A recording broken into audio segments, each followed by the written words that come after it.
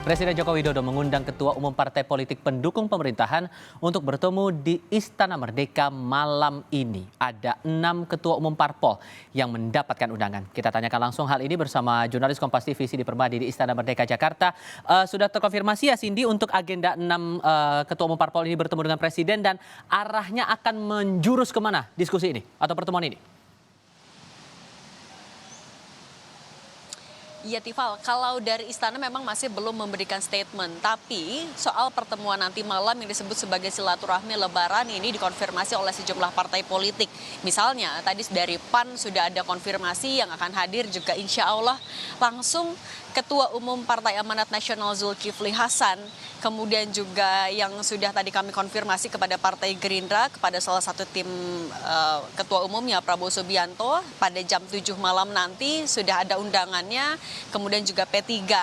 Nah memang kalau kita melihat untuk partai politik yang masuk dalam koalisi pendukung pemerintah ada 7, yaitu dari PDIP, kemudian juga ada Partai Nasdem, ada PAN, Golkar, Gerindra, dan juga P3.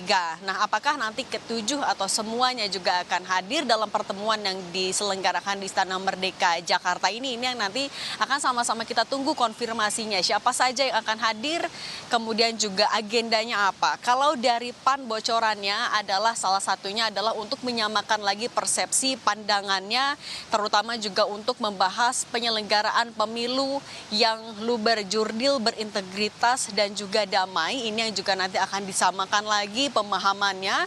Sementara kalau soal pemilihan presiden secara spesifik nanti akan bergantung dari jalannya pertemuan yang baru akan diselenggarakan pada malam hari nanti jam 7 malam. Tadi sebenarnya kami juga sudah mencoba mengkonfirmasi kepada beberapa perwakilan istana mulai dari Seskap misalnya, Pramono Anung, kemudian juga kepada staf khususnya juga Valdo Maldini, tapi juga belum ada konfirmasi yang pasti, tapi sekali lagi konfirmasi justru disampaikan oleh beberapa partai politik yang dijadwalkan hadir. Nah, kalau kita juga melihat Tifal, terakhir kali Presiden Joko Widodo bertemu dengan Ketua Umum Partai Politik pendukung koalisi pemerintahan, ini terjadi sekitar pada bulan lalu saat ada acara silaturahmi di DPP PAN yang saat itu dihadiri juga oleh 5 dari 7 partai politik pendukung pemerintah.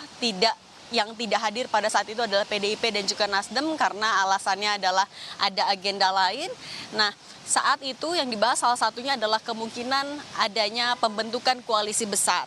Yang kita tahu untuk follow up-nya partai politik pendukung pemerintah juga sudah melakukan penjajakan satu sama lain untuk membahas seberapa kemungkinannya membentuk koalisi besar, kemudian juga siapa nantinya calon presiden yang akan diusung, calon wakil presiden yang diusung apabila koalisi besar itu betul-betul kemudian terbentuk.